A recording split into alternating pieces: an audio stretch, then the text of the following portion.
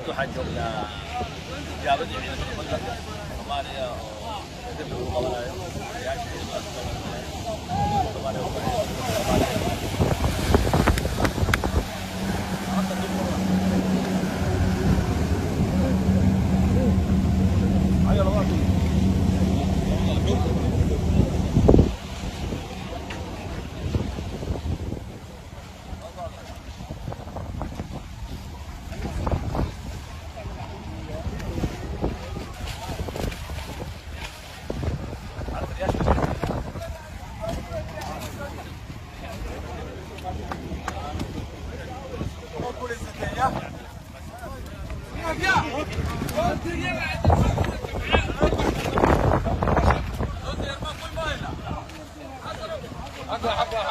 حقا